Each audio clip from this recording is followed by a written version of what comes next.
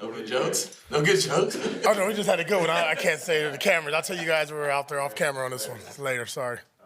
Have you decided on a quarterback? Yeah, Aiden O'Connell, right? Aiden's he's looking good. We'll throw the ball a little bit today in practice, but he's done good over the last 2 days, just in walkthroughs and obviously indoors. But we'll see how it looks today. But he feel good about Aiden. He's been dialed in. Obviously, throughout this time that he's been on IR, he's been all the meetings. He's been very encouraging on the sideline. I mean, he's got that laser eye focus right now. Great opportunity for him. Antonio, I know every game is important in the NFL, but does this one carry any extra significance, any feeling of, what better time to snap a streak against defending champs, whole country watching? Yeah, it's called spade to spade, right? The best team in football against the worst team in football.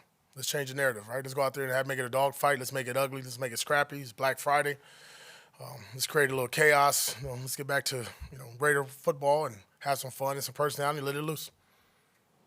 Coach, can you talk a little bit about win-loss records not really mattering in division games and particularly in a rivalry like this? You guys are the last team to win at Arrowhead. Yeah. I mean, really doesn't matter. Records go out the window just like they did last year when we played them on Christmas Day. So they understand that. We understand that. They'll be excited just like we will be excited for this game. Only 2 teams playing that day, right? So great opportunity for us to showcase, what's improving about the Raiders, right? What's different? What's going to change? And obviously we got a chance to do that at 2 o'clock. The rivalry is what it is. I think if you look at the last couple games, we've played them close.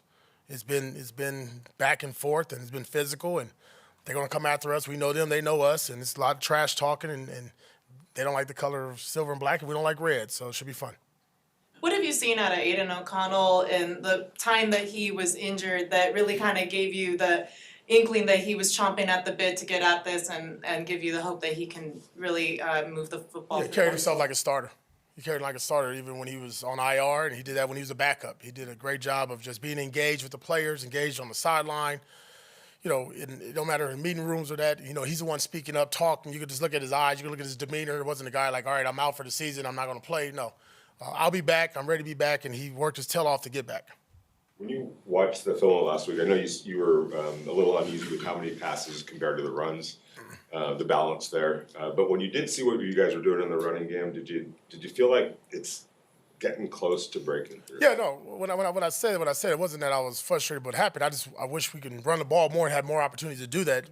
But that's also because of the score. I get that as well. But when I look at the 16 or whatever plus runs that we had in the game, one, we had a hat for a hat. Our running backs were decisive. We hit the hole hard. There was some physicality that showed up that we've been looking at. There was some movement amongst our offensive line. There was a lot of positives really in the running game. And it's hard to say that after a loss, right? You guys asked me, hey, what's going on with this? I want to talk about the positives, but you're asking about the negatives, so I hit that. But the running game was really good. I'm excited about Sincere this week. Fired up to see him carry the ball. I thought Amir did a really good job.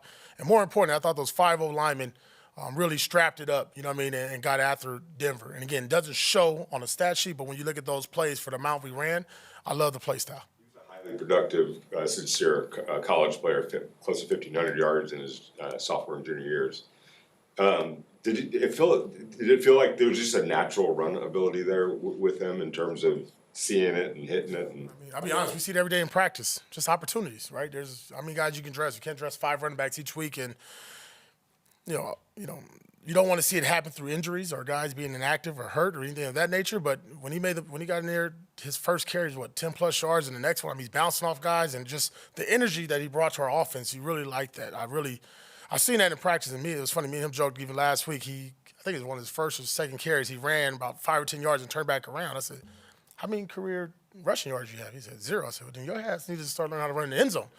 And that's how he ran the game. He ran like they weren't going to tackle him, and he ran like a big boy. And again, I'm excited to see him this weekend or this Friday. Does that mean Alex and Zamir are both down? I would say Zamir is doubtful and Alex is questionable. Any guys? Tom McMahon was out from the game. Is he back in the building, or do you expect him back for the game? He's back in the building. He's been at practice. He'll be out there today. We'll see what happens for the game. Coach, it is Thanksgiving, and obviously it's been a tough season, but what have you been most thankful for from your players and just during the season period? So. Their professionalism, coming to work every day, win, lose, or draw. I mean, it's hard to keep sitting there telling you all the positives when we're 2-9, but the reality is our guys come to work Monday, man, ready to go. They get in the weight room. They're on time. We're not dealing with a lot of BS and drama inside the building. the effort and the ability to come to work and put their hat on every day with all the noise from the outside and the record. You'll think we're 9-2 sometimes. I wish you could go in the locker room and see how these guys act or in our meeting rooms, but heads are not down. Guys are not packing up the U-Haul. So I'm thankful for just our players being dialed in, buying into the culture, using that word process, understand the process, and being committed to what we're trying to do with this organization, and even this season, because it's not over with. We're going to try to win every goddamn game possible.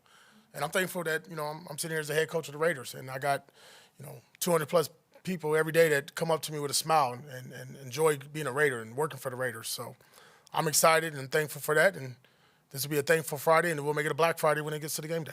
Hey, you have a lot of young players playing this year. Do you do anything differently or prepare them any differently because you're playing Kansas City, or is it status quo? No, status quo. They know it. Hell, they've been hearing that war chant for the last 48 hours. They're ready to kill me on that one. So they'll hear it again today.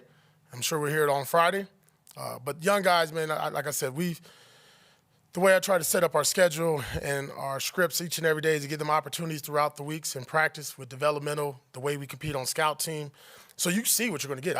What's sincerity in the game I saw for 8 or 9 weeks.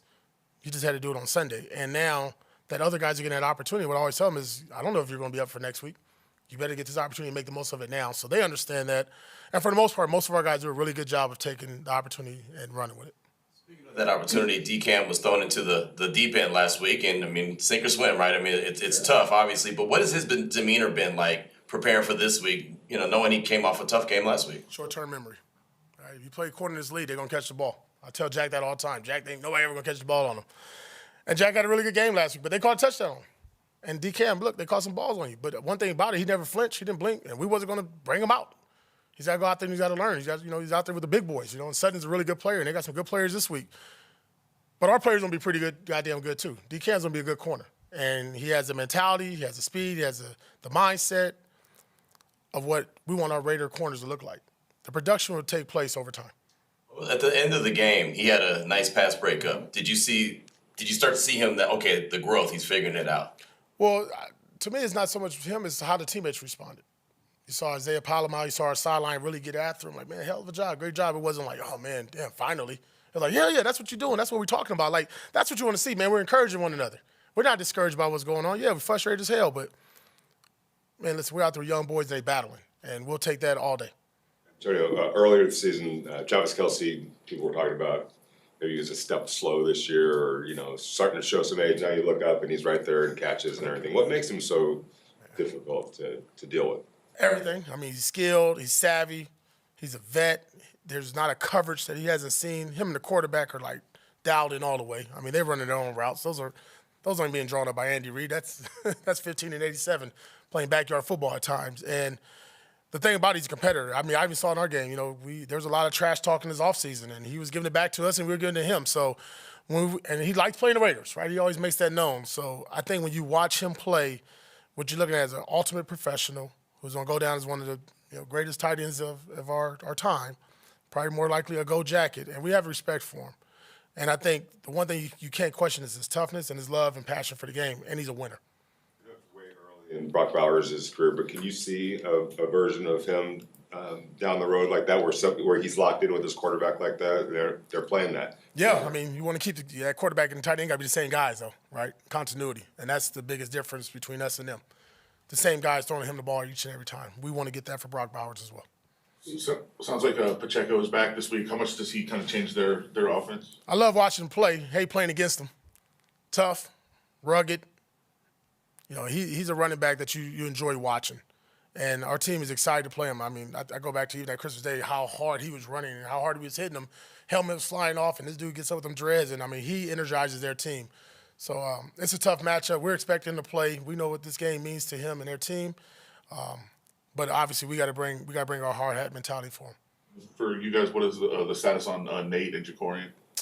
Both will be out. That's good. Cool. All right, thanks. Thank you.